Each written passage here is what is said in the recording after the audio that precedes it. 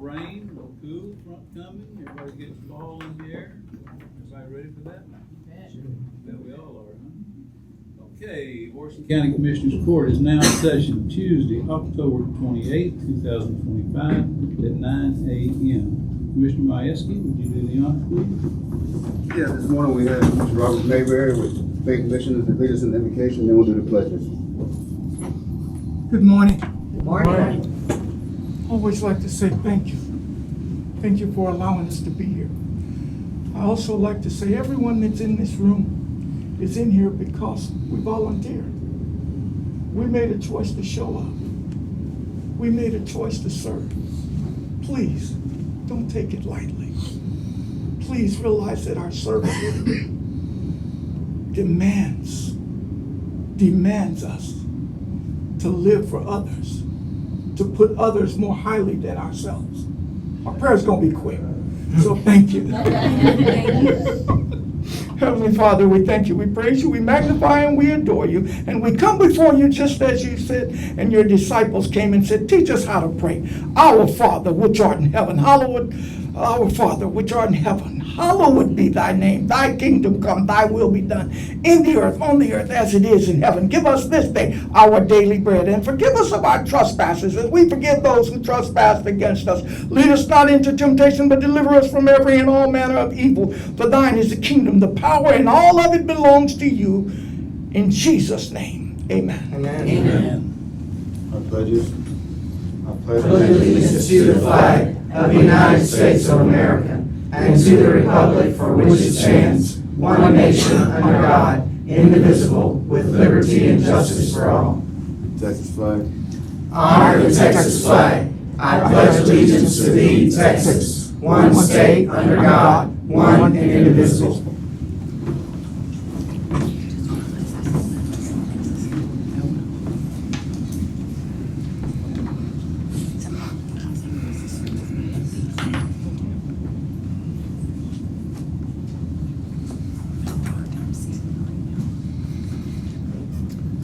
Item number 3, discussion and possible action upon the approval of a proclamation proclaiming October 2025 as Arteriovenous Malformation Month in Washington County.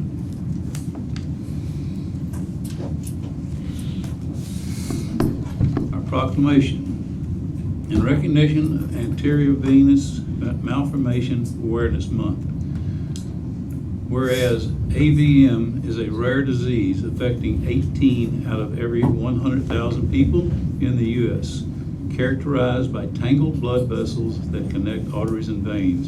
And whereas these tangles disrupt normal blood flow and oxygen circulation and can develop anywhere in the body, but are most commonly found afflicting a person's brain or spine. And some common symptoms of brain AVMs include bleeding in the skull, seizures, headaches, weakness, numbness of tingling of one part of the side of the body, and confusion. And whereas children and teenagers with AVM may struggle with learning or have behavioral issues.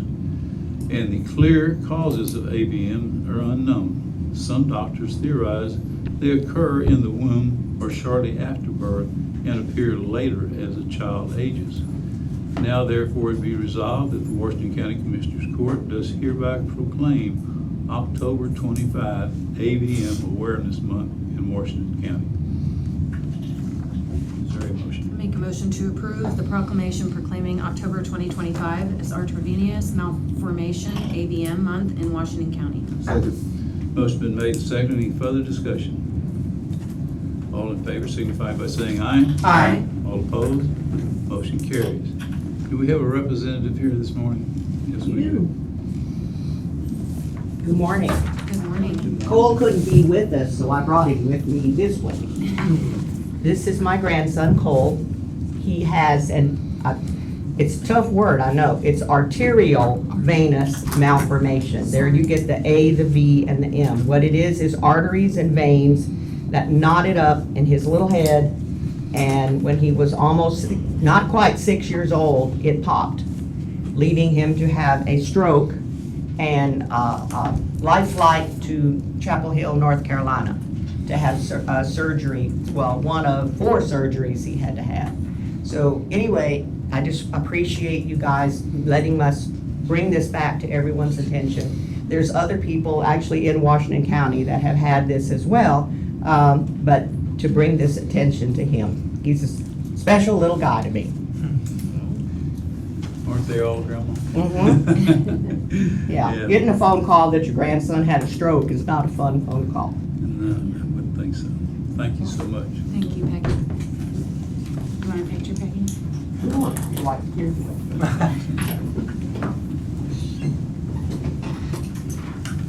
Here, we'll take this one, Peggy. There we go. That sticker. Yeah. Pull the sticker off the side.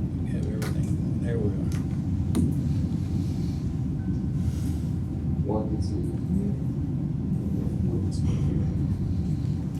Thank you. Thank you.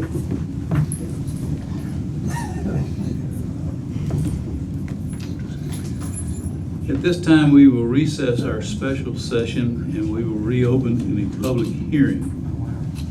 Public hearing to be conducted by Washington County Office of Emergency Management, City of Brenham, City of Burton, Glenn College, to hear comments from the public regarding the Washington County Hazard Mitigation Plan. Mr. Remke? Morning, Judge, Commissioners. Good morning. So today we're meeting about the hazard mitigation plan. So the hazard mitigation plan has to be updated and approved by FEMA every 5 years. So we're in that process right now. It's been pre-approved by FEMA pending adoption by all the jurisdictions. So the jurisdictions are Washington County, City of Brenham, City of Burton, and Glenn College. I believe we have representatives from at least City of Brenham and the City of Burton here. I'm not sure about Glenn College today, but so the hazard mitigation plan is just that. It lists hazards to the county. So we have 10 hazards that we identified as a committee. We have a meeting with representatives from all the jurisdictions and several people of each jurisdiction, and we get together and we say, what are the hazards that affect Washington County? Now, they're natural hazards and not man-made or anything like that. You can put those in there, but FEMA doesn't care and they won't review that. So we get together, we say, are these the hazards? Yes, these are the hazards. So we have to come up with a action to mitigate. So each jurisdiction has to come up with one action to mitigate each hazard. So at those meetings, the original meetings, we went out and did that. We said, okay, here's your homework, so to speak. Go back to your jurisdictions, discuss between you, make sure that these are the hazards and you approve of them and get your actions together. We also go through the plan and update the information in there, like the population, and not just the population, but how many males, how many females, and then you got social vulnerability, like how many people do we have that are under 5? How many people do we have that are over 65? Ethnicity, how many non-white folks do we have? How many white-only folks do we have? So we go through here and update all those things, and then in the hazards, some of those hazards have information in it that we update as well, like storms that we've had through the past and what kind of damage they may have given.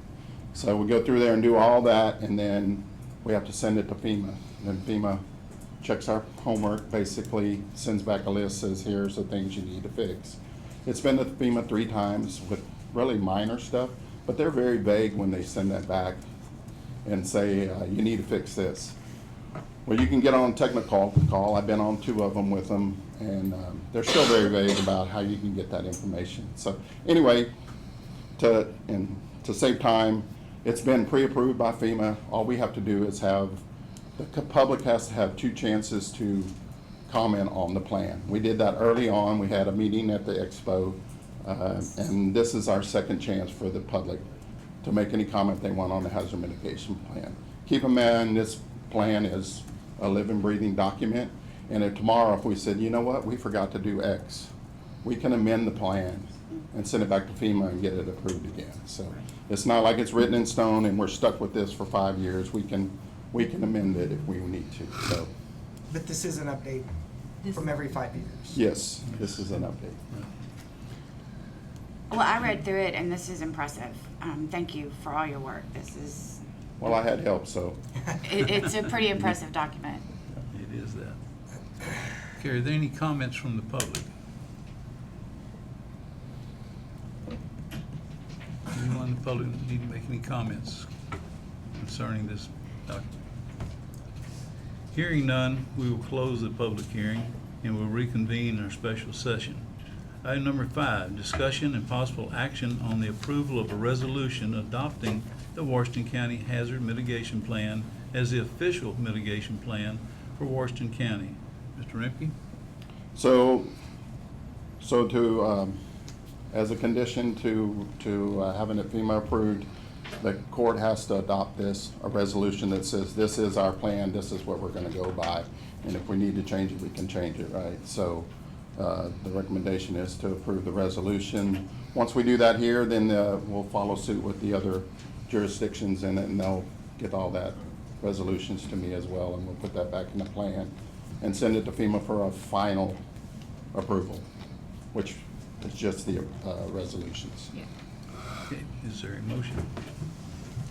Make a motion to approve a resolution adopting the Washington County Hazard Mitigation Plan as the official mitigation plan for Washington County. I'll second.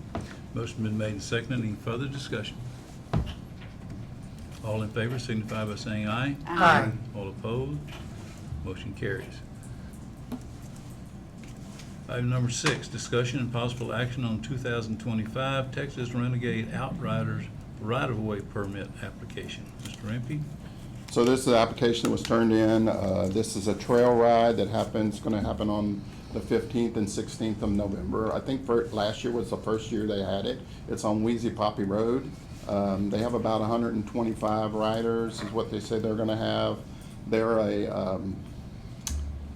the trail ride for the livestock show. This is one of their warm-up rides for it. Saltgrass. Saltgrass, sorry, I couldn't figure that word out. But they have, if you looked in the application, they have rules that they included that they follow. So I didn't hear of any problems last year with it, so it would be recommended to go ahead and approve it if y'all see fit to do so. I make the motion to approve the 2025 Texas Renegade Outriders right-of-way permit application. I'll second. Motion been made and seconded. Any further discussion? All in favor signify by saying aye. Aye. All opposed? Motion carries. Thank you. Thank Thank you, Brian. Item number 7, discussion and possible action upon the approval of pending Washington County Expo rental regulations contracts. This morning, we have 8 of those. There's 2 weddings, 1 birthday party, a bull sale, a church service, and 3 steer and heifer shows. Total of 8 contracts this morning. I make a motion to approve the pending Washington County Expo rental regulation contracts and give the county judge the authority to sign them. Second. Motion been made and seconded. Any further discussion? All in favor signify by saying aye. Aye. All opposed? Motion is carried. Item number 8, discussion on the upcoming deer season and chronic wasting disease, CWD report presented by Texas Parks and Wildlife.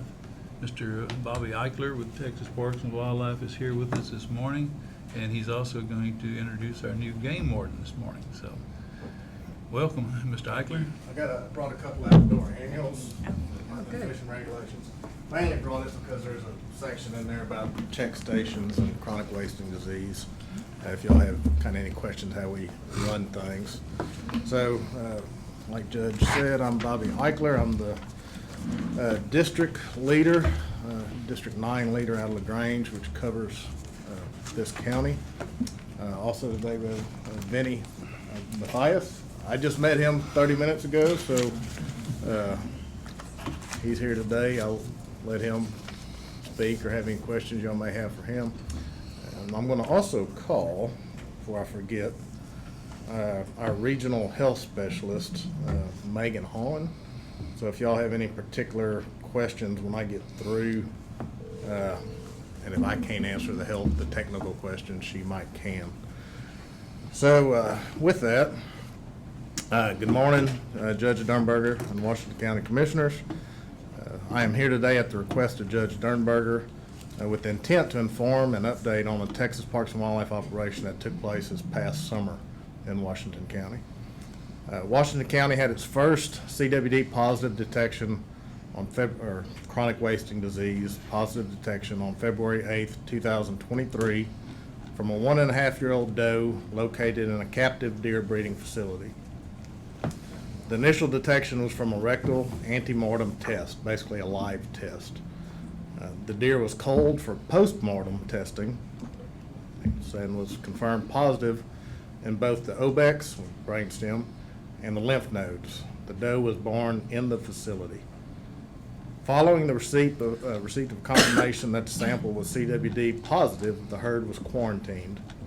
After the initial detection, the facility conducted additional antemortem or live testing with no additional CWD detections. The facility owner, Texas Parks and Wildlife, and the Texas Animal Health Commission continued to work on a path forward, but an agreement was not reached until the summer of 2025. Ultimately, the facility owner voluntarily accepted USDA indemnity funds, and the herd was depopulated as a condition of that agreement. At the time of depopulation, it was identified that 72 deer were missing from the reported herd inventory and assumed dead. Texas Parks and Wildlife carried out the agreed-upon whitetail deer depopulation at the Washington County CWD positive facility on the evening of August 5th and the early morning hours of August 6th. The late evening, early morning operation was timed due to reduced stress on both staff. It's obviously hot, August 5th and 6th, and stress on the whitetail. Prior to this event, the Washington County non-emergency dispatch was informed by local game wardens. Texas Parks and Wildlife staff determined that the use of chemical immobilization drugs and a captive penetrating bolt gun were the two most humane methods to collect the deer and the safest means for personnel involved in the operation. A bolt gun is a simple device that uses a .22 blank cartridge and forces a bolt-type device into the skull. This is not an actual firearm and does not fire a projectile. The euthanasia of the deer was completed by 9:30 p.m. on August 5th. At this point, carcasses were processed where each was identified, marked, and proper diagnostic samples were collected. The carcasses were buried on site as agreed upon with the facility, Texas Animal Health Commission, and the USDA. Most staff departed the facility at approximately 1:30 a.m. on August 6th. A handful of game wardens stayed until approximately 3:30 a.m. to ensure that all carcasses were properly buried. A total of 158 adult deer and 63 fawns, basically deer born this past summer, were collected from the facility. All 158 adults were sampled. The only deer not tested were fawns, which were all less than 4 to 5 months of age. Samples were sent directly to the National Veterinary Service Laboratory, a USDA facility in Ames, Iowa. Results were returned to Texas Parks and Wildlife on September 30th. Of the 158 deer sampled, 50 were positive for CWD, representing 31% of the herd. The positive deer were spread across all age groups and both sexes. So to kind of get into a little bit of requirements. Captive breeder facilities have annual CWD testing requirements which allow them to move deer to other breeders and ranches for release. Breeders must test 100% of their mortalities for deer 12 months and older, as well as meet a minimum post-mortem test requirement of 5% of the herd size. In the event any mortalities are missed, the breeder may live test 5 deer in the herd to make up for every missed mortality.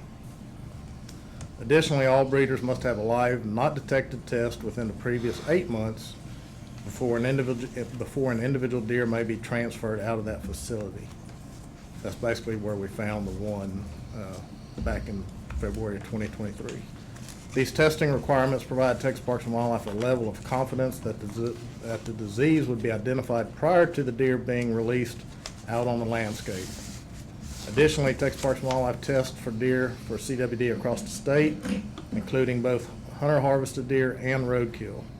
Since the initial detection, Texas Parks and Wildlife has tested in Washington County. So when you go back to February of 23 in Washington County, we've tested 361 roadkill, 96 hunter harvested deer, and then 12 were dispatched due to illness or injury, for a total of 469 deer in roughly a 2.5-year period.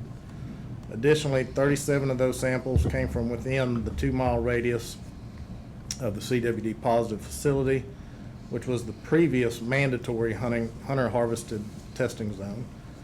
The Parks and Wildlife Commission has since removed mandatory hunter testing around positive detections, but will continue to obtain roadkill samples and solicit voluntary tested for deer harvested near the previous positive detection.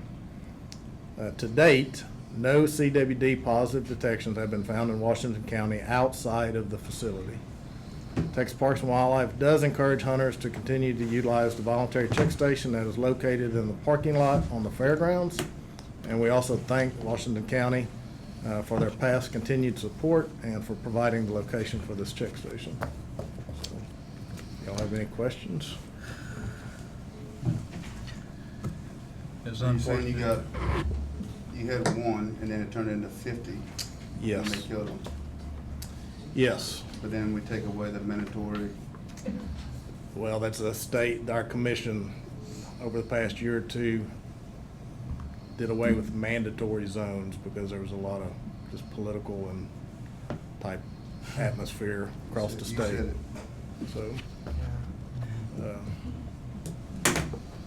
Have and you- we did feel that maybe by removing that stigma, maybe more people would come forward, because just because you make something mandatory does not mean people do it. But I also remember, you said you buried them. Why did y'all choose to bury them? It's best to, we do now have carcass requirements, disposal requirements, even for everyday hunters. And obviously, the best way not to move a disease is to bury it on site. Well, if I remember correctly, when this came up, we had a deal and it said that it came from the spores in the ground. Not spores in the ground, but the disease. So here's what's odd about the disease. It's not a virus. It's not a bacteria.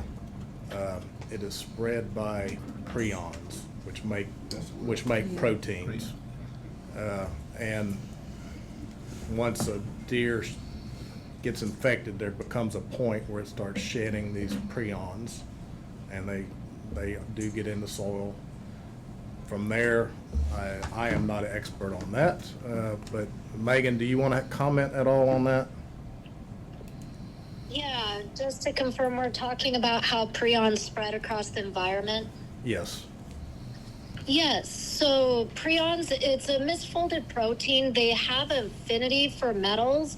Really, they are long-lasting in the environment. There have been numerous studies showing that under high intensity of heat or pressure, like in an autoclave, doesn't necessarily denature that protein, so basically make it less infectious, if you will. That spread where we see it because live animals can shed it in saliva, feces, urine. That allows the movement of these non-living materials across the environment. Likewise, improper disposal of carcasses allow for that unnatural movement of the prions. Now, that's not to say that, yes, rain can possibly move it around, but if you look at like localized concentrations, the primary movement is with those animals, either alive or dead. So the facility that you were discussing, are there recommendations from you guys on, can they open up a facility there ever again? All right, I'm going to let Megan answer that one too. Oh, okay. All right, did you hear that, Megan? Are there anything, going forward, can that facility ever have whitetails in it again, or any wildlife of that So sort? that is a part of the USDA herd plan that gets signed.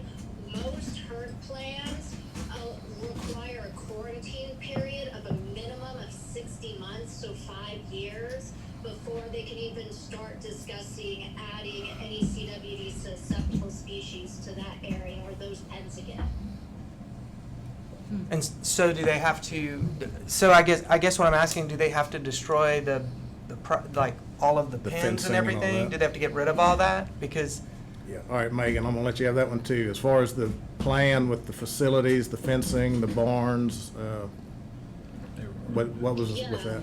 Sorry. So the part of the herd plan, it winds up getting agreed upon on what that cleaning and disinfectant requirements are for the herd. So for most herd plans, anything that is equipment related like troughs, metal fencing, farm equipment, those have to go through a cleaning disinfectant process of usually high intensity bleach for several times whatever the USDA requires them to do.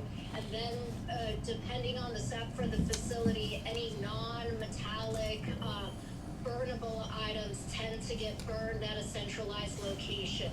At the end of their cleaning decontamination, they have to have a unit Oh, we lost you, that Mike. has met those requirements. Wow. So it's pretty intense.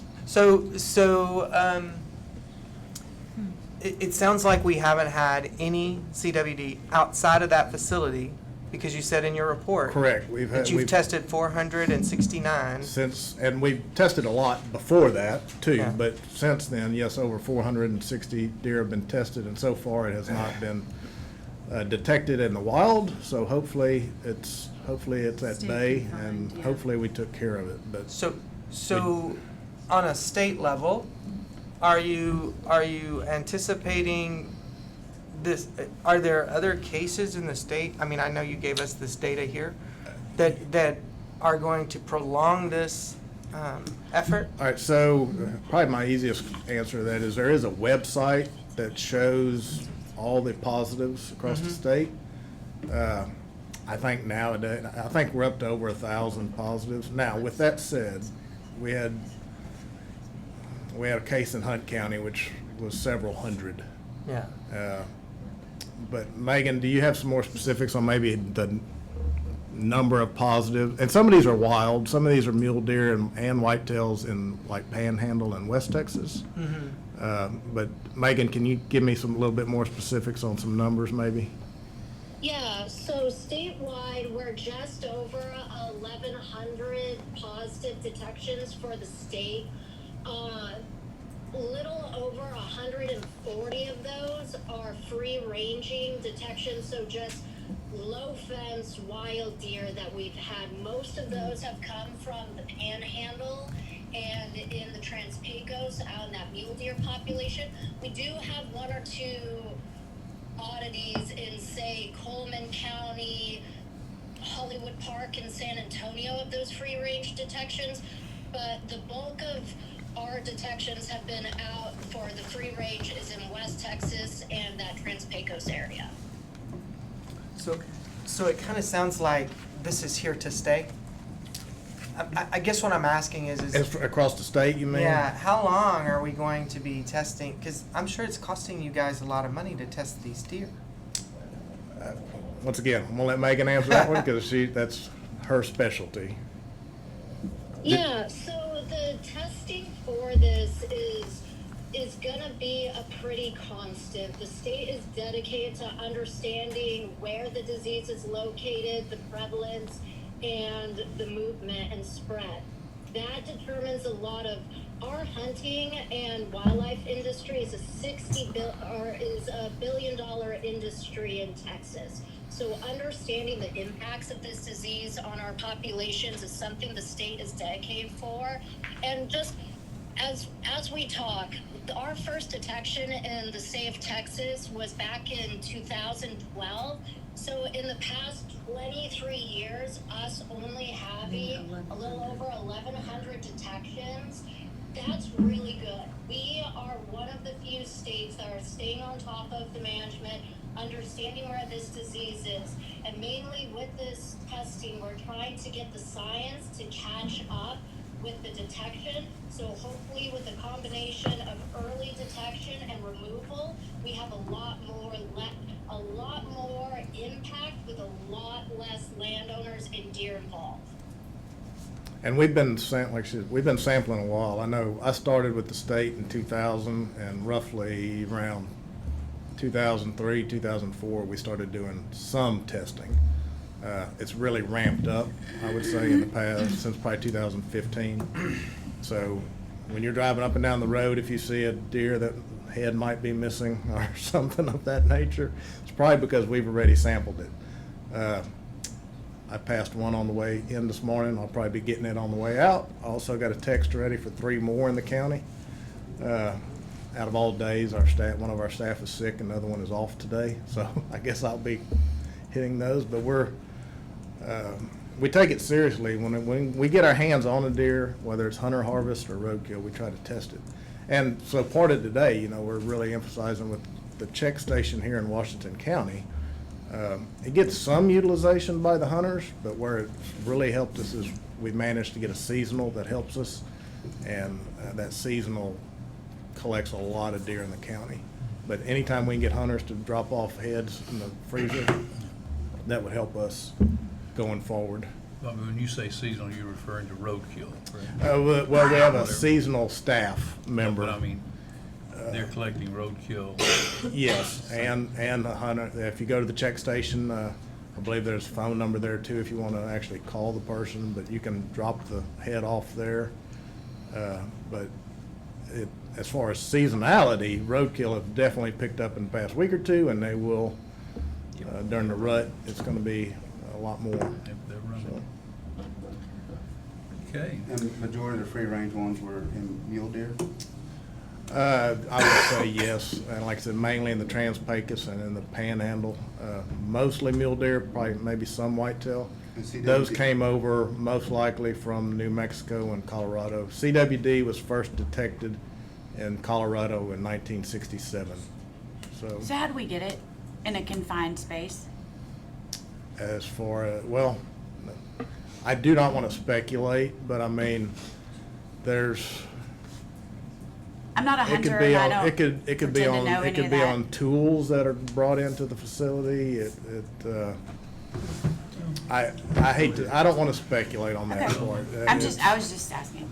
Megan, do you maybe have anything to say on that? You know, how does it just show up in a confined location? So for it, like in a situation of a captive setting, that's a part of the epidemiological assessment, so disease assessment on where it came from, and there's a number of routes of potential. Like Bobby said, utilizing equipment between facilities may be a source. Any kind of outside introduction of either deer in or out or AI can also be, so artificial insemination can also be a route.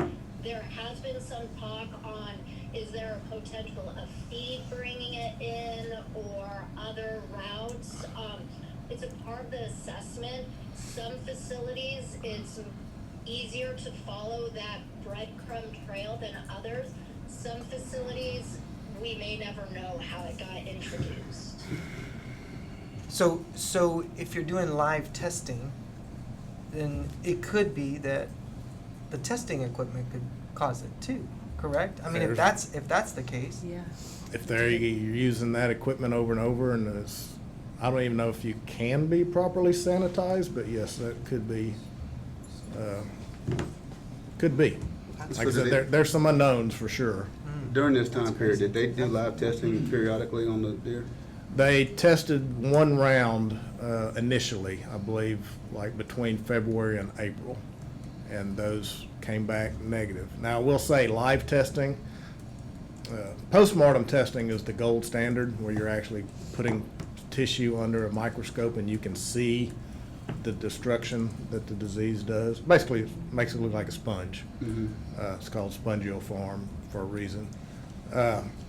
But live testing has its issues. It's definitely not 100%. It's probably more in the range of 50% detection. So is that safe to say, Megan, that live testing is definitely not as good as the postmortem testing? Correct. So the live testing has a lot of variables, mainly on the way the disease works, that starts implanting in the lymph nodes and the brain tissue before moving down to the less invasive tissues like the rectal that tends to be preferred for deer. So it has to be a lot farther along in the disease for us to detect. Also, this is a focal disease, and our bodies don't evenly distribute disease across. So trying to find that right mix of timing and where it's being deposited and like the rectal tissue kind of adds to the limitations of it. That's why live testing is designed for a more whole herd screening rather than clearing individual deer. Okay. Interesting. Okay, any other questions? Are we gonna get You're a gonna- copy of that? Ms. Shirley has a Yeah. question. Are we gonna get a copy of that report that you gave? Let me check with my agency. It's just something I wrote up general, but let me check Okay. with them. Right, thank you. Ms. I'm Shirley sure has a we question. can. And we didn't get to We gotta, introduce. Well, Ms. Shirley has a question.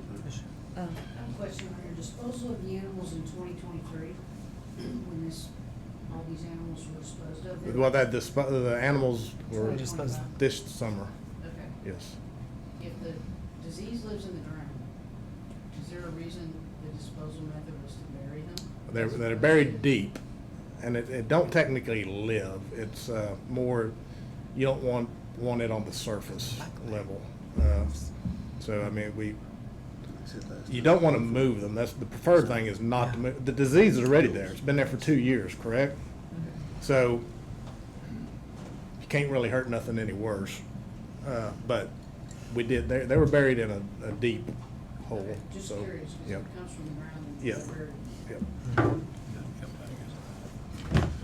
Okay, and Good morning. Well, change a little pace here, you know, the talk. So I'm the new game warden for Washington County. A few of you already know me. I already met a few of you guys.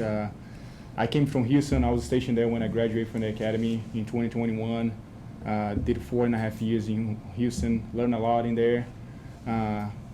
Got the great opportunity to come to Washington County after game warden Kyle decided to go with DPS. So I'm very happy to get this opportunity to be here and work in this amazing county.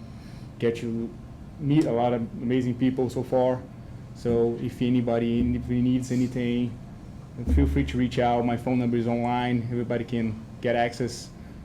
Just give me a call. And it was a pleasure to meet you all this morning. I hope we're in the better terms, but but I appreciate being here this morning and meeting with you guys. Well, welcome. yeah, Well, welcome to you Washington got County. here just in time for deer season to get kicked off. Yes, sir. Yeah, you're in a Well, good welcome spot. to Washington County. Thank you, sir. We're glad to We're have glad to have you, yeah. Any more comments on item number 8? Any more discussion? Thank you. Mike, you. thank you Thank very you, much. Sarah. Appreciate you being here Thank this you both. morning. Item number 9, discussion and possible action to authorize county judge to sign the participating entity services agreement for the statewide automated victim notification services, SAVINS, program, and to sign future renewals. Let me explain what SAVINS is just a little bit first before we go to that. Purposes of the grant contract. The purpose of the OAG statewide automated victim services notification services grant program is to assist Texas counties and other entities in maintaining a statewide system that will provide relevant offender release information, notification of relevant court settings or events to crime victims and other interested individuals, to promote public safety and support the rights of victims of crime. This basically is the victims are notified of their people who perpetrated the crime against them, any movement, anything that goes on with them. So it's a good program, and I'd like the county attorney to expand upon that any. Would you? This is a contract that we've had over the years. It's just a renewal. And this is it's a great service that we're able to participate in. It's a good service for the victims, so I'm glad that we're going to continue to do that. Very good. Okay. I make a motion to authorize the county judge to sign the participating entity services agreement for the statewide automated victim notification services program and to sign future renewals. I'll second. Motion's been made and seconded. Any further discussion? All in favor signify by saying aye. Aye. All opposed? Motion carries. Item number 10, discussion and possible action to approve moving Commissioners Court meeting dates from Tuesday, November the 11th, 2025 to Monday, November the 10th because of Veterans Day holiday, and from Tuesday, December 23rd, 2025 to Monday, December 22nd because of the Christmas holiday. I make a motion to approve moving Commissioners Court meeting dates from Tuesday, November 11th, 2025 to Monday, November 10th, 2025, and for Tuesday, December 23rd, 2025 to Monday, December 22nd, 2025 due to the holidays. I'll second. Motion's been made and seconded. Any further discussion? All in favor signify by saying aye. Aye. All opposed? Motion carries. Item number 11, discussion and possible action upon the approval of the AIA document A101-2017 standard form of agreement between Washington County and Architectus, architectural planning and historic preservation for the Washington County Courthouse Phase 2 exterior restoration project. Commissioner Hannah? So Commissioners, you got a copy of this. It's a very lengthy document. I want to thank the County Attorney's Office. We spent a great deal of time going through this document to make sure everything in this document is something that the county could agree to. And the county attorney gave her recommendations, and those recommendations were sent to Architectus. Architectus then reviewed those and made the needed changes, suggested changes that the county attorney had. Ms. Miller, I don't know if I left anything out with that, but I really do appreciate, this is a very lengthy document. Yeah. Very important. Commissioners, we've been waiting for this project to get started, so, Well, it had a lot of different parts. It wasn't just one Yeah, document. no. There were a lot of attachments. and, Attachments to it, As our usual contract review, we bring things to your attention, just that who's ever working with the contract be aware of the obligations that they've taken on behalf of the county. yeah, and I want to thank Susan from Architectus. She was really good in getting this document moving.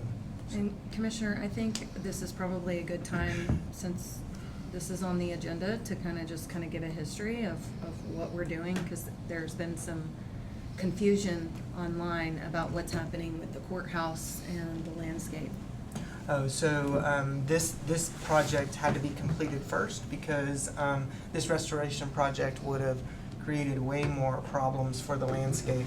Had we done the landscape first, we would have spent money on the landscape and then had to redo it based upon all of the heavy equipment that would have been utilized to remove these heavy panels from the courthouse and replace the lintels behind them and make everything correct.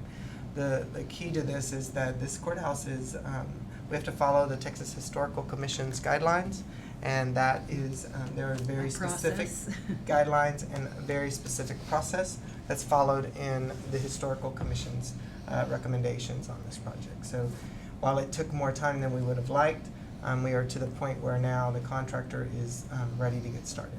And this is through a grant, through the Yes. Texas Historical Commission. We've been Phase voting 2. on that several times. Yeah, I know. I Several times. wanted to make sure the Several times, public yes. knew. Yeah. Okay. Is there anything else, Commissioner? I make a motion to approve the AIA document A101-2017 standard form of agreement between Washington County and Architectus, Architectural Planning and Historic Preservation Incorporated for the Washington County Courthouse Phase 2 exterior restoration project. I'll second. Motion been made and seconded. Any further discussion? All in favor signify by saying aye. Aye. All opposed? Motion carries. Item number 12, discussion and possible action upon approval of subdivision variance request for a land division fronting Evans Lane, 84.648 acres located in the James Lynch Survey, tract 21A0080, precinct 1. Mr. Stokes. Good morning, Judge. Good morning, Commissioners. Yes, we do have a variance request in front of us today on the private road Evans Lane. What we're looking at is a 2.5 acre tract that you see before you. Just to the east of this is going to be a 3.8 acre tract to the south, and then there's an existing 1 acre tract that they will be expanding to meet the compliance of our current requirements, which would be to 1.5 acres. This is a private roadway. They do meet the requirements for all 3 lots that are being proposed today in terms of their frontage, area requirements, and we are recommending approval of these 3 lot amendments as you see before you. I make a motion to approve the subdivision variance request for a land division fronting Evans Lane, 84.648 acres located in the James Lynch Survey, Tract 21, Precinct 1. I'll second. Motion been made and seconded. Further discussion? All in favor signify by saying aye. Aye. All opposed? Motion carries. Item number 13, discussion and possible action upon the approval of a construction and drainage easement between Washington County and Larry Hillman for drainage project along Durking Road, Precinct 2. Mr. Stokes? Yeah, so this is actually in relation to the 2022 advanced funding agreements with the state of Texas. We are looking forward to start those projects in 2026. We originally were in 24. We've had a little bit of adjustment, but that said, we've been in touch with Mr. Hillman as well as a few other landowners for these projects for quite a while, and since these projects are going to be starting off in the coming month for 2026, we're ready to start executing these agreements. This is for 0.041 acres, which is approximately 13 foot by 200 foot of an existing bridge that will be replaced, and large box culverts will be installed in their place. What we're looking at with this one is just purely from the standpoint that we're able to get on the property to be able to properly construct that infrastructure as well as maintain for the future. And I do want to note that Mr. Hillman and his family are dedicating this easement, and I do want to acknowledge that donation. Yes. We're We very appreciate that. appreciative for Mr. Hillman. Absolutely. Absolutely. I make a motion to approve the construction and drainage easement between Washington County and Larry Hillman for a drainage project along Durking Road in Precinct 2. I'll second that. Motion been made and seconded. Any further discussion? All in favor signify by saying aye. Aye. All opposed? Motion carries. Item number 14, discussion and possible action upon the approval of an order of public interest and the plat revision for the Spanish Oak subdivision in the Philip Cole Survey, A-0031, Precinct 3. Yeah, so that we're looking at a replat here. This is not creating an additional lots, but this is a lot line adjustment, as you see before you.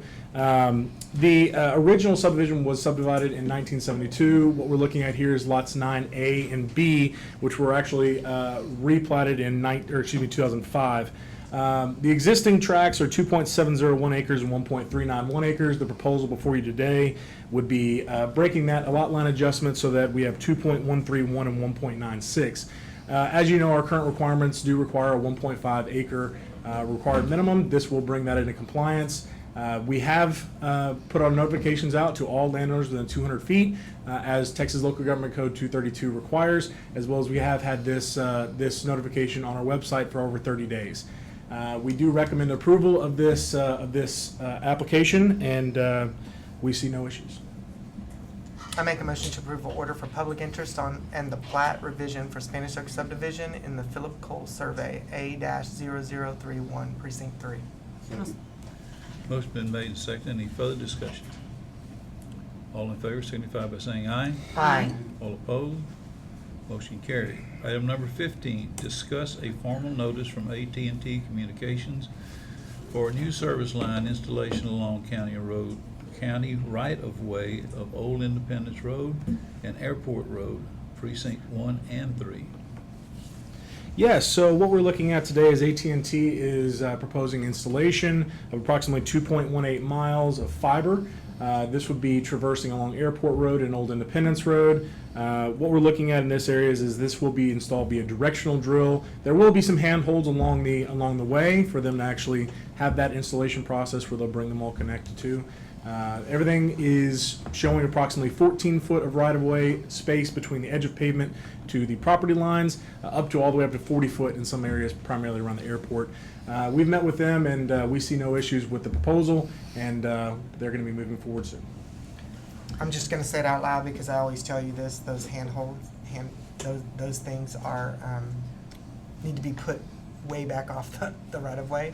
We know that in Precinct 3, we didn't do that one time, and we hit them with the shredder, and they're very expensive. Mhm.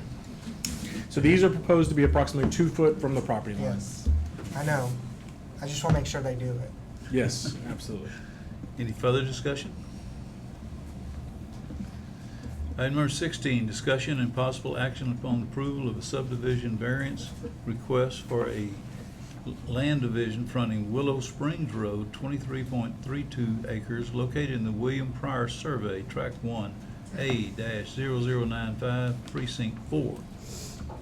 Yeah, so we do have another variance request in front of you today. The parent tract is 23.32 acres. This would subdivide out a 1.5 acre tract fronting the roadway and leave a remainder of 21.82 acres.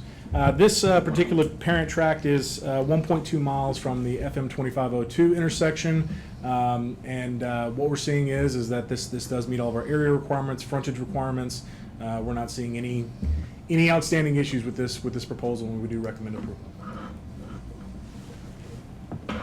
We'll make a motion to approve the subdivision variance request for land division fronting Willow Springs Road, 23.32 acres, located in the William Pryor Survey, Tract 1, A-0095, Precinct 4. I'll second that. Motion been made and seconded. Any further discussion? All in favor signify by saying aye. Aye. All opposed? Motion carries. Thank you very much. Item number 17, presentation of the Sheriff's Office monthly report. Welcome, Sheriff. Morning, Judge. Morning, Commissioners. Good morning.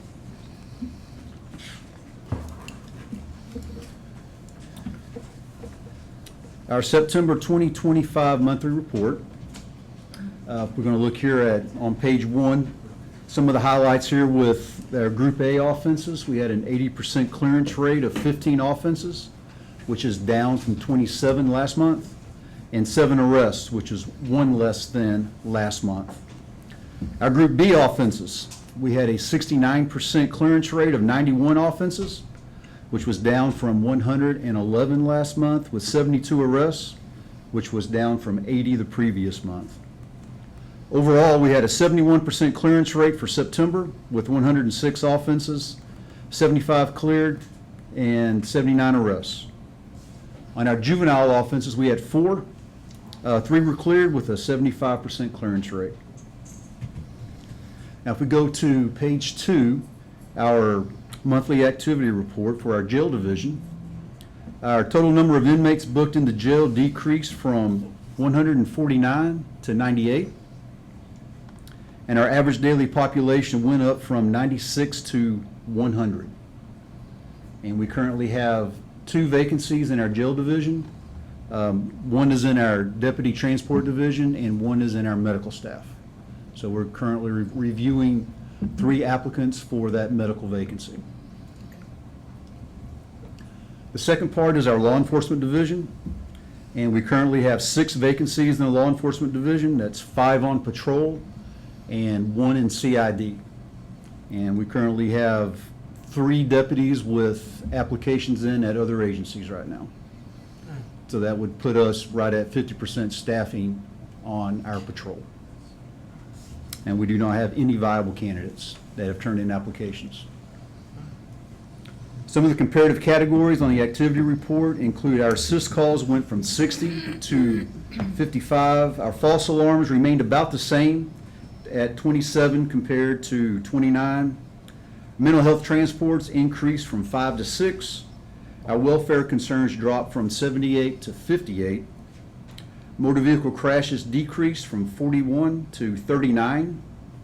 Our loose livestock calls stayed about the same at 58 compared to 57 the previous month. And our overall traffic enforcement decreased. Our citations went from 179 to 175, and warnings went from 697 to 555 for the month. Our arrest warrants also dropped from 110 to 57. And our overall incident responses also decreased from 3,325 to 2,839 for the month. Along with our case reports filed with prosecutors decreased from 166 to 125. Now, page 3 is our City of Burton activity report. Overall activity decreased with 132 responses compared to 147 last month, making that 4.65% of our total calls. Our biggest changes were in foot patrols, traffic control, and close patrols. And if we go to page 4, we'll see our crimes graph. Group B offenses, you see is at 91, and you can see that comparison through the year, along with our Group A offenses, which was 15, remaining pretty steady through the year. Page 5 is our property crimes. We had 4 thefts and 0 burglaries in the county. On page 6 is our traffic enforcement and our crashes. 39 crashes during September. We're averaging 41.3 crashes per month. Page 7 is our criminal arrest graphs. Our Group A offense arrest was 1 less than the previous month at 7, and Group B offense arrest saw a decrease of 8 arrests compared to the previous month. Page 8, we see a breakdown in our jail bookings by agency. Sheriff's Office booked in 60, Brenham PD booked in 35, and our other agencies, our partner agencies, booked in 3. Page 9 is our average daily population. So through September, we're averaging 96 per day. That's our average daily population throughout the year. Page 10 is our jail bookings by gender. Females, we booked in 29, which is down from 34. And males, we booked in 73, which was down from 115 the previous month.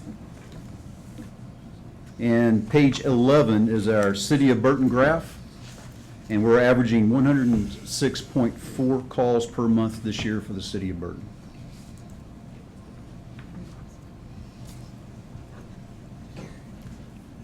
And that is our report this month from the Sheriff's Office. Are there any questions?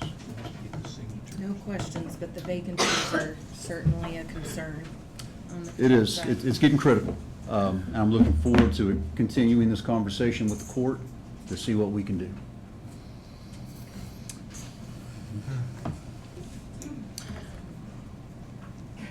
Yes, yes, Mayor. Can you clarify, it's 106 calls in Burton, that's not 106? It's not 106. Okay. Right. Right, exactly. Okay. But like I've explained to the court before, our software does not allow us to say just inside the city limits of Burton. The way that is categorized is if it has a Burton zip code. Right. Exactly. Yes, Exactly. so our city secretary prints them out and highlights the ones that are actually in town, so Yeah. we have a better count. Yeah, absolutely. Yeah. With the new software that we're going to, we'll be able to pinpoint that, set up a geofence, so that we know exactly what's going on inside the city. Sure thing. Yeah, so Mayor, you won't have to do it by manual, you can get it from the sheriff after that. Yeah. Yeah, it is. It's good data for you. Yeah, exactly. So, thank you, Sheriff. All right, thank you. Thank you, Sheriff. Okay, presentation of the following monthly reports. County Clerk. Good morning, Ms. Good Tammy. morning. Good morning. All righty. So the county clerk's office had a very steady September month. We were basically average on about everything. We'll just go on ahead and flip to page 2 there. And as you can see, we are just staying in the steady average of the $64,000 a month and averaging the $3,000 daily. If we go to page 3, we've got records filed in public record was 608, and plats were 6, which, as if you just take a look at that, it's just steady, just an average month for us. Criminal cases, we had 43 filed and 58 disposed, and civil, we had 20 filed and 11 disposed of. On the probate, it was 18, and that is actually up. Our average is usually about 15. Guardianship, we did not have any new cases filed for September, and active guardianship is at 278. birth records, 23 births in Washington County, 32 deaths, and marriage license were at 19, which was just a little bit down. We weren't doing 5 a day, we were only doing 2 a day. So that will conclude the county clerk's monthly meeting. Thank you. Thank you. Thank you. Okay. District clerk's report?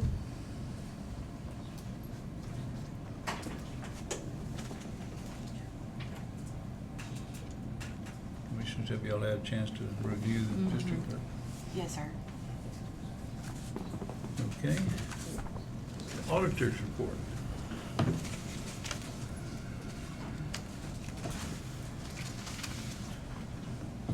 Good morning. Good morning. Good morning.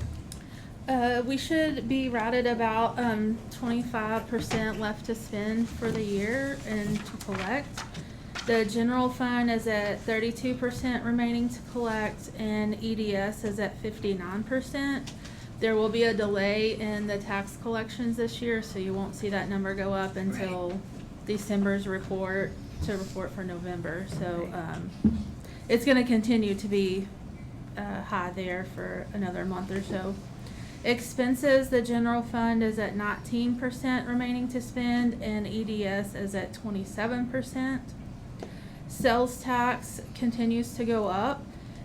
It increased by about $3,000 from September of last year. For the entire year, we're at 9% remaining to collect to reach the budgeted amount that we set to reach for revenue. So that's right on track. Hopefully it'll be collecting more than that.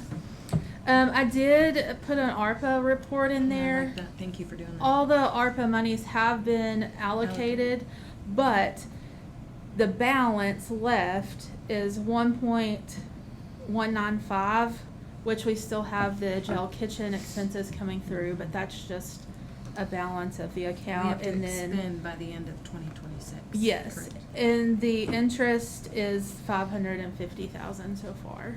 Interest earned. Yes. Year to date. Yeah, year to Yes, date. year to date, and it's not included. None of that money has been spent. No, it is not included in any of the totals. Yeah, and it doesn't have to be allocated. Correct, yes, that's right. And that's all I have. Thank you. Okay. Thank you, Sean. Questions or comments? Appreciate the cheat sheet. Yeah. Yeah, that's always Yeah. helpful.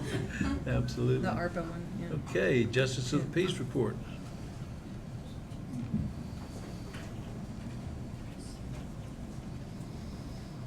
Any questions or comments about the Justice of the Peace report? Tax Assessor Collector, Ms. Gaskamp. Good morning. Good morning, Ms. Morning. Gaskin.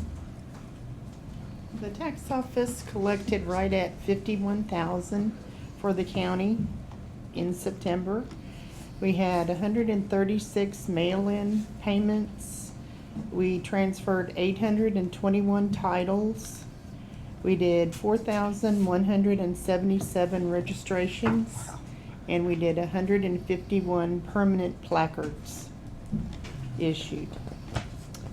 For TABC, we collected $3,260. And I need to tell you that due to Senate Bill 1008 that became effective September 1st, the bill clarified businesses that would be exempt from TABC county fees due to payments made to entities for payment of other permits, and it exempts them from paying the county TABC fees. So that amount will be going down a lot, including this month. We have a little bit about what we collect for the month, and we say we work for the county, but I really think we work for the state because they get most of the money. We collected $1,015,342.45 in fees. for the month. Our deposits were $862,105.57, and credit cards, we collected $153,647.52 for September. And we paid sales tax to the state in the amount of $677,745.80. We collected $309,629.02 in registrations, $10,166 in titles, for a total of $990,082.50 in registration and sales tax and titles. Is there any questions? No, ma'am. Okay, thank y'all. Thank you for the information. Okay, treasurer? Morning again. Good morning. Just bringing to you all of the numbers for all of the investments and the cash balances as we have it every month. I'm sitting at a little over 1.4 million in interest for the year, so I think my goal of 2 is not going to be practical. Quite. Yeah, well, seems that we keep wanting to pay bills and have payroll, so if it weren't for that, I'd have a lot more money, but you know, it is what it is. Luckily, we have it. So, but everything, as I love to say, everything balances. Absolutely. Any questions or comments? Thank you. Thank you. Okay, constable's report.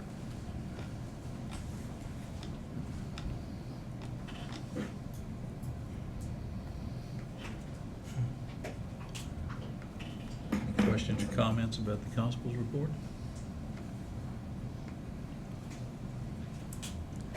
Elections. Busy lady right here, Ms. Jackson. They let you out of the annex? I think she Yeah. looked Just for for a you were moment. looking for an excuse to get out of there. I know, I needed one. I did. So now I can breathe a little bit. All right, so with our last month's report, our civics, our new team system, voter registration system is making progress.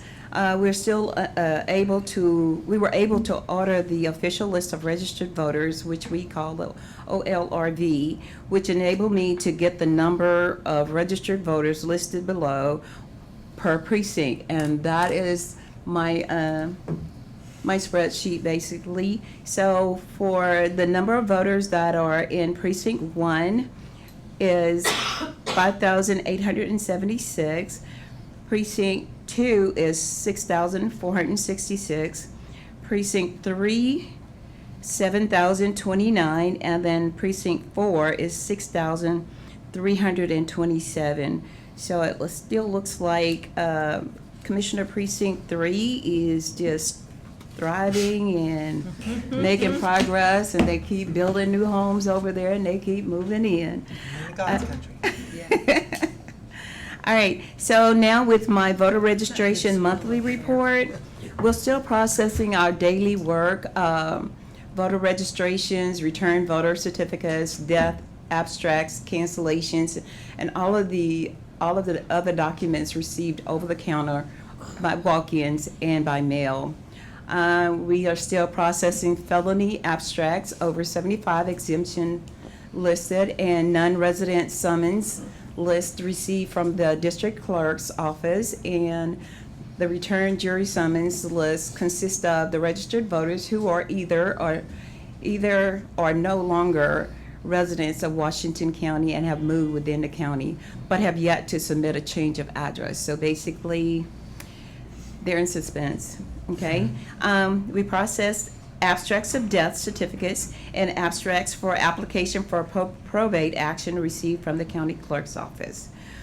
We also processed all tax listed on the team, the Texas Election Administration Management System, which is also our new civic team dashboard, as the Secretary of State requires, printed and mailed letters out to voter certificates processed were DPS applications, duplicate voter, possible felon records, possible deceased records, Texas online applications processed in state and cross-state voters as provided by the Secretary of State, and we process applications to receive ballot by mail requests. I can't read this, you know why? It's blurry. It's blurry, and I can't read over there either because it's too far. So y'all bear with me. Okay, and all voter-related documents and correspondence received over the counter and by mail are scanned into the DMS3 Vista system. That's our scanning system. All other documents received electronically, processed during the team application, are synced or scanned into the Vista scanning system. And also certified volunteer deputy voter registrars. We did hold a class, and the Secretary of State's required training before these people are certified. So we held a training, I think it was September 3rd. And so we also gave them the supplies that they needed and certified them so they can go out and register voters to get voters registered so they are able to vote in any election. Of course, you know, we also receive some that are not quite legible, so we have to call them if they have a phone number and get everything processed for them. For elections, of course, we are preparing for the November 4th general election, which we are actually special election, but we're actually in the midst of holding the election now for early voting. We also attended webinar refresher courses, training, and legislative updates as presented by the Secretary of State. The webinars were from 1 to 2 hours on Tuesdays and Thursdays, and sometimes just on Tuesday or Thursday. The state established a medium county focus group meeting, which is a Zoom meeting, and that has helped us understand some of the legislation really, really well. Because sometimes when you read something, you think you know what it means, and then when it's broken down and interpreted, it means something else. So we have to stay updated, and we joined together as a team. Vote by mail applications were mailed to voters upon request. Once applications the applications are processed and accepted, a ballot is mailed to the voter. So basically, a voter has to request an application to vote by mail, and then once they complete it, and if everything's completed correctly, then we will mail out the ballot. If we have to send them a corrective action or something, we have to mail that to them, let them correct the application, because sometimes they miss ID. Sometimes they moved or whatever, and it says out of town, but they didn't put the out of town address on there. So we have to make sure we're sending the correct person the ballot by mail.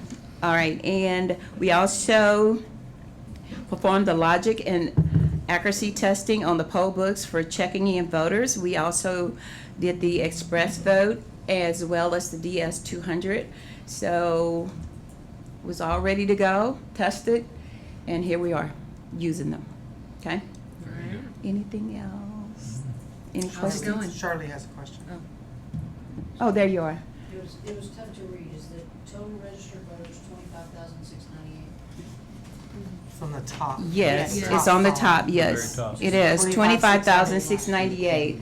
But of course, I just need to 26 are remind you guys suspense. that because voters cancel, move, and all that good stuff, that reflects that, but it's not the number of voters that are registered to vote. That means somebody moved, and so they're no longer registered in Washington County, so that number is gonna differ. If you ever see it printed in a banner or something, that number is gonna change, because people do move out. Okay, right. I couldn't read mine either, so. All right, any questions? Okay, Anybody questions or want some comments? comments? How's it going? Is it still going good over there? It's Is it getting busier? challenging. It's pretty busy, but it's been challenging because of the new laws and So we just have to bear with it and keep going. with it. But it's good. Yesterday, we had the largest day ever for this election, which was 404 voters that actually came in to vote. Wow. So I'm hoping that it continues in that manner. Maybe today we'll get 500. Maybe we'll get 450. I don't know. But I just want more and more and more and more to come. And hopefully we have an even better day on Friday. So, could you please tell everyone what the voting dates are? Yeah, So I can that everyone- definitely. So today is Tuesday. Wednesday is 8 to 5. Tuesday is 8 to 5. On Thursday and Friday is 7 to 7, 7 a.m. to 7 p.m. And Friday is the last day of early And voting. Friday is the last day of early voting. Correct. And then, of course, Election Day is November 4th. And you will have to go to your designated polling locations. If you have questions, just call us, and we're happy to help you with that. But it is 7 to 7 at your polling location. And it's on our website. It is on our website. It's on the That's where I got elections it. website. I got a lot of text messages, so I took a screenshot and I just started sending it Yeah. out. We did have a little bit of a mix-up, but I believe that we all got it together. And I did respond on Facebook, that's where it came from. And I do understand, people want to vote and they expected to have voted at a certain time. However, 7 to 7, usually if we're open, I'm thinking that if we're open 2 consecutive hours after 5, but that means that we would actually have to start at 8 o'clock instead and of 7. end at 8 o'clock. Yeah. And it's pretty hard to do that. It's pretty hard for us. It's hard on us. But if we need to do that in the future, I'm pretty sure we could make that change. But a lot of the counties chose 7 to 7, and we just stayed consistent because on election day, it's 7 to 7. Right. And when we had the county election board meeting, that's what we all decided on. Thank you, Carrie. Okay, well, thank you so much. Thank Appreciate your you. report. Absolutely. All right. Appreciate the job you're doing. Thank you. Thank you, Yep. thank you. Okay, Veterans Report. Mr. Pacern? Mr. Good morning, Judge, Cern. Commissioners. Good Good morning. morning. I've got a little bit of extra information to share with you all today. But first, the monthly report of September. We had 277 contacts and 83 forms completed on behalf of veterans dependents. We performed, if you go back one, please, we need to recognize veterans that passed away. Their funeral honors were performed, and those were Edward Kasparek, R.V. Pittman, Johnny Jankowiak, and Harold Reeds. If you please move to the next one. So our annual report, and this is well in, obviously, to 2025, about to be over, but the VA finally put together the numbers for 2024, and these are the numbers that we're looking at now at the top that's highlighted in yellow. Starting on the left, the veteran population, just a note about that, that is a complete estimate. It's based off the 2020 census count of our county population and the number of veterans that were surveyed, and that came out to about 6%. And that 6% is what we've used along with our veterans population moving forward up to 2024 to come up with those numbers for the veteran population. So that's what you're looking at there. It's an estimate. It's hard to really say what the actual number is going to be until the census is taken again in another 5 years. Yeah. So total expenditures were at $26,872,000 in federal spending on our veteran population. And so that encompasses compensation and pension, or disability, as well as dependency and indemnity compensation. That's that DIC that you see there. That's a special benefit awarded to spouses of veterans that have passed away from a service-related injury or illness. Education and invoke rehab spending. So 9/11 GI Bill GI Bills of various forms, including Chapter 35, which is for spouses of veterans that have a serious disability. Insurance and indemnities, that one's gone down. I can't really say why, but that fluctuates, obviously, because it's associated with death and deaths. Medical care spending is up, and I'm sure that's at least partly due to unique patients, as our unique patients that the Veterans Healthcare System sees is up.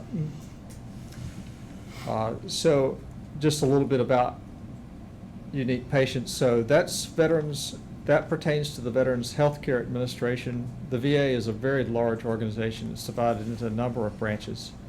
The Healthcare Administration is one, the Benefits Administration is another. They have a Cemetery Administration and an Insurance Administration. And I'm sure I'm leaving another one out. But if you move forward, please. Yes, I revised this a little bit, tried to make it a little bit easier to read and more reflective of a fluctuating veterans population. You'll see that veterans population with the diagonal lines crossing there, and basically a block indicating about a fluctuation of 150 veterans. It's hard to pin down. VA spending, those are the blackened ovals. And estimates on, or not estimates, but our averages for a year for contacts and forms completed on behalf of veterans in red and blue from 2021 to 2025. And on the year at 73 and 259 for 2025. Questions, commissioners, judge? No. Thank you for everything. Well done report, thank you. Yeah. Thank you, We sir. just thank you for your service. Thank you. Item number 19, discussion and possible action upon the approval of accounts payable. Ms. Kramer. Hello again. Okay, this week, a good week. Only $216,341.79. That includes jail services, their monthly payment, $26,000. I did my quarterly reports, as I think Cheryl mentioned. It's you take in all this money and you turn around and give it to the state. So this represents the 3 months for the county clerk, the district clerk, and the 4 JPs, the different state things that they've taken in. So I turn around and send it off. So, yeah. So we're all involved with a lot of moving pieces to this puzzle. But Okay. everything else is just normal, regular bills. I make a motion to approve accounts payable. Motion's been made and seconded. Any further discussion? All in favor signify by saying aye. Aye. All opposed? Motion carries. At this time, we will recess our regular meeting and we will reconvene in an executive session in about 5 minutes. Oh, we're gonna need more than that. We just gotta run like this real quick. Yes. Our